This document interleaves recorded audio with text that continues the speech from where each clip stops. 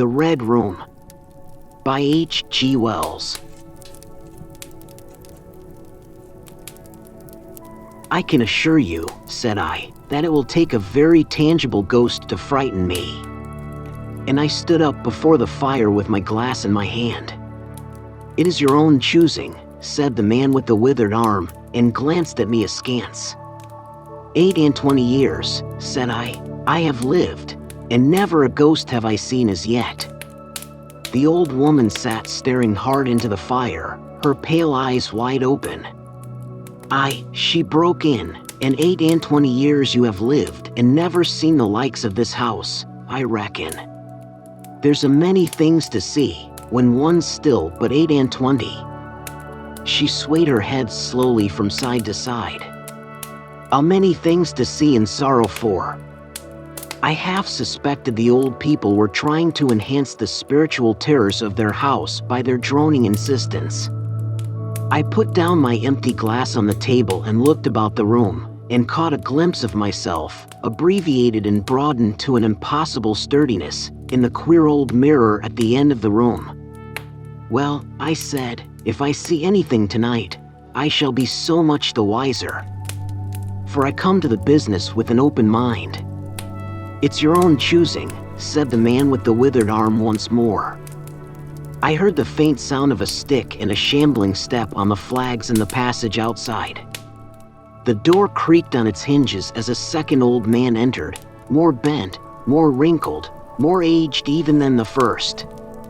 He supported himself by the help of a crutch, his eyes were covered by a shade, and his lower lip, half averted, hung pale and pink from his decaying yellow teeth. He made straight for an armchair on the opposite side of the table, sat down clumsily, and began to cough. The man with the withered hand gave the newcomer a short glance of positive dislike. The old woman took no notice of his arrival, but remained with her eyes fixed steadily on the fire. I said, "It's your own choosing," said the man with the withered hand, when the coughing had ceased for a while. "It's my own choosing," I answered. The man with the shade became aware of my presence for the first time, and threw his head back for a moment, and sidewise, to see me. I caught a momentary glimpse of his eyes, small and bright and inflamed. Then he began to cough and splutter again. "Why don't you drink?" said the man with the withered arm, pushing the beer toward him. The man with the shade poured out a glassful with a shaking hand, that splashed half as much again on the deal table. A monstrous shadow of him crouched upon the wall, and mocked his action as he poured and drank. I must confess I had scarcely expected these grotesque custodians. There is, to my mind, something inhuman in senility, something crouching and atavistic. The human qualities seem to drop from old people insensibly day by day. The three of them made me feel uncomfortable with their gaunt silences, their bent carriage, their evident unfriendliness to me and to one another. And that night, perhaps, I was in the mood for uncomfortable impressions. I resolved to get away from their vague foreshadowings of the evil things upstairs. "If," said I, "you will show me to this haunted room of yours, I will make myself comfortable there." The old man with the cough jerked his head back so suddenly that it startled me, and shot another glance of his red eyes at me from out of the darkness under the shade, but no one answered me. I waited a minute, glancing from one to the other. The old woman stared like a dead body, glaring into the fire with lackluster eyes. "If," I said, a little louder, "if you will show me to this haunted room of yours, I will relieve you from the task of entertaining me." "There's a candle on the slab outside the door," said the man with the withered hand, looking at my feet as he addressed me. "But if you go to the Red Room tonight, this night of all nights," said the old woman, softly, "you go alone." "Very well," I answered, shortly. "And which way do I go?" "You go along the passage for a bit," said he, nodding his head on his shoulder at the door, "until you come to a spiral staircase, and on the second landing is a door covered with green baize. Go through that, and down the long corridor to the end, and the red room is on your left up the steps. Have I got that right?" I said, and repeated his directions. He corrected me in one particular. "And you are really going?" said the man with the shade, looking at me again for the third time with that queer, unnatural tilting of the face. "This night of all nights," whispered the old woman. "It is what I came for," I said, and moved toward the door. As I did so, the old man with the shade rose and staggered round the table, so as to be closer to the others and to the fire. At the door I turned and looked at them, and saw they were all close together, dark against the firelight, staring at me over their shoulders, with an intent expression on their ancient faces. "Good night," I said, setting the door open. "It's your own choosing," said the man with the withered arm. I left the door wide open until the candle was well alight, and then I shut them in, and walked down the chilly, echoing passage. I must confess that the oddness of these three old pensioners in whose charge her ladyship had left the castle, and the deep-toned, old-fashioned furniture of the housekeeper's room, in which they foregathered, had affected me curiously in spite of my effort to keep myself at a matter-of-fact face. They seemed to belong to another age, an older age, an age when things spiritual were indeed to be feared, when common sense was uncommon, an age when omens and witches were credible, and ghosts beyond denying. Their very existence, thought I, is spectral, the cut of their clothing, fashions born in dead brains, the ornaments and conveniences in the room about them even are ghostly, the thoughts of vanished men, which still haunt rather than participate in the world of today. In the passage I was in, long and shadowy, with a film of moisture glistening on the wall, was as gaunt and cold as a thing that is dead and rigid. But with an effort I sent such thoughts to the right about. The long, drafty subterranean passage was chilly and dusty, and my candle flared and made the shadows cower and quiver. The echoes rang up and down the spiral staircase, and a shadow came sweeping up after me, and another fled before me into the darkness overhead. I came to the wide landing and stopped there for a moment, listening to a rustling that I fancied I heard creeping behind me, and then, satisfied of the absolute silence, pushed open the unwilling baize-covered door and stood in the silent corridor. The effect was scarcely what I expected, for the moonlight, coming in by the great window on the grand staircase, picked out everything in vivid black shadow or reticulated silvery illumination. Everything seemed in its proper position. The house might have been deserted on the yesterday instead of 12 months ago. There were candles in the sockets of the sconces, and whatever dust had gathered on the carpets or upon the polished flooring was distributed so evenly as to be invisible in my candlelight. A waiting stillness was over everything. I was about to advance, and stopped abruptly. A bronze group stood upon the landing hidden from me by a corner of the wall, but its shadow fell with marvelous distinctness upon the white paneling, and gave me the impression of someone crouching to waylay me. The thing jumped upon my attention suddenly. I stood rigid for half a moment, perhaps. Then, with my hand in the pocket that held the revolver, I advanced, only to discover a Ganymede and eagle, glistening in the moonlight. That incident for a time restored my nerve, and a dim porcelain Chinaman on a buhl table, whose head rocked as I passed, scarcely startled me. The door of the red room and the steps up to it were in a shadowy corner. I moved my candle from side to side in order to see clearly the nature of the recess in which I stood, before opening the door. Here it was, thought I, that my predecessor was found, and the memory of that story gave me a sudden twinge of apprehension. I glanced over my shoulder at the black Ganymede in the moonlight, and opened the door of the red room rather hastily, with my face half turned to the pallid silence of the corridor. I entered, closed the door behind me at once, turned the key I found in the lock within, and stood with the candle held aloft surveying the scene of my vigil, the great red room of Lorraine Castle, in which the young Duke had died, or rather in which he had begun his dying, for he had opened the door and fallen headlong down the steps I had just ascended. That had been the end of his vigil, of his gallant attempt to conquer the ghostly tradition of the place, and never, I thought, had apoplexy better served the ends of superstition. There were other and older stories that clung to the room, back to the half-incredible beginning of it all, the tale of a timid wife and the tragic end that came to her husband's jest of frightening her. And looking round that huge shadowy room with its black window bays, its recesses and alcoves, its dusty brown-red hangings and dark gigantic furniture, one could well understand the legends that had sprouted in its black corners, its germinating darknesses. My candle was a little tongue of light in the vastness of the chamber. Its rays failed to pierce to the opposite end of the room, and left an ocean of dull red mystery and suggestion, sentinel shadows and watching darknesses beyond its island of light. And the stillness of desolation brooded over it all. I must confess some impalpable quality of that ancient room disturbed me. I tried to fight the feeling down. I resolved to make a systematic examination of the place, and so, by leaving nothing to the imagination, dispel the fanciful suggestions of the obscurity before they obtained a hold upon me.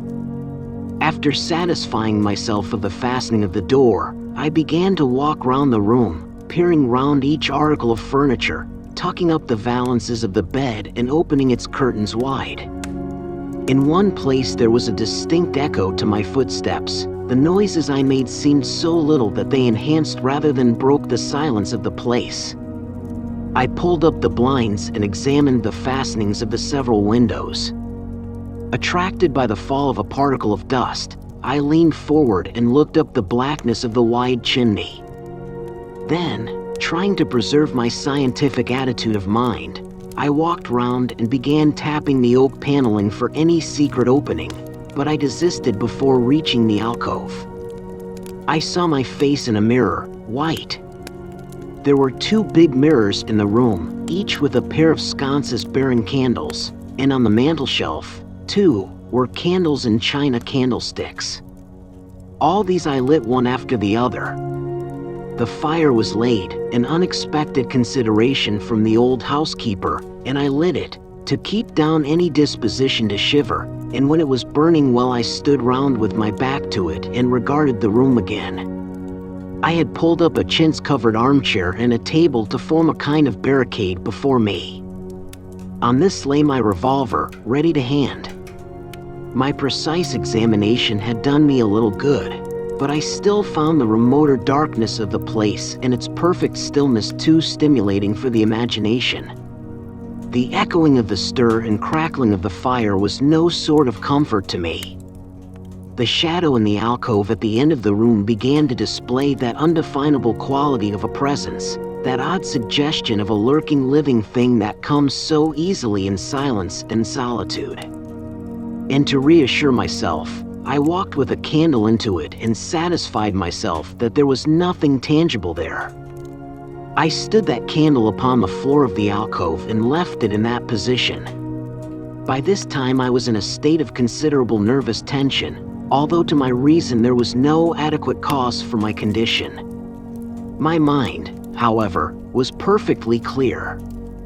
I postulated quite unreservedly that nothing supernatural could happen, and to pass the time I began stringing some rhymes together, in Goldsby fashion, concerning the original legend of the place. A few I spoke aloud, but the echoes were not pleasant. For the same reason I also abandoned, after a time, a conversation with myself upon the impossibility of ghosts and haunting. My mind reverted to the 3 old and distorted people downstairs, and I tried to keep it upon that topic. The somber reds and grays of the room troubled me. Even with its 7 candles the place was merely dim. The light in the alcove flaring in a draught, and the fire flickering, kept the shadows and penumbra perpetually shifting and stirring in a noiseless flighty dance.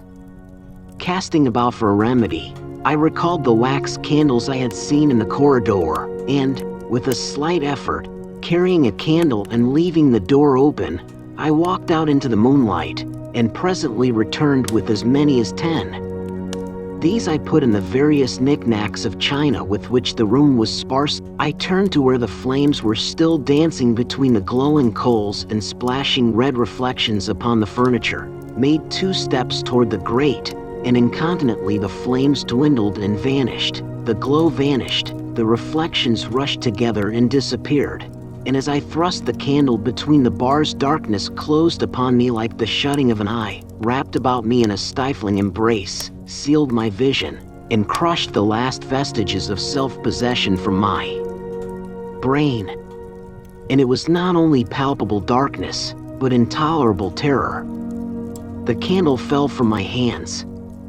I flung out my arms in a vain effort to thrust that ponderous blackness away from me, and lifting up my voice, screamed with all my might, once, twice, thrice. Then I think I must have staggered to my feet.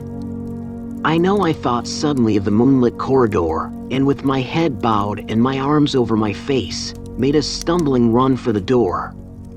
But I had forgotten the exact position of the door, and I struck myself heavily against the corner of the bed. I staggered back, turned, and was either struck or struck myself against some other bulky furnishing. I have a vague memory of battering myself thus to and fro in the darkness, of a heavy blow at last upon my forehead, of a horrible sensation of falling that lasted an age, of my last frantic effort to keep my footing, and then I remember no more. I opened my eyes in daylight. My head was roughly bandaged, and the man with the withered hand was watching my face. I looked about me trying to remember what had happened, and for a space I could not recollect. I rolled my eyes into the corner and saw the old woman, no longer abstracted, no longer terrible, pouring out some drops of medicine from a little blue phial into a glass. "Where am I?" I said. "I seem to remember you, and yet I cannot remember who you are." They told me then, and I heard of the haunted Red Room as one who hears a tale.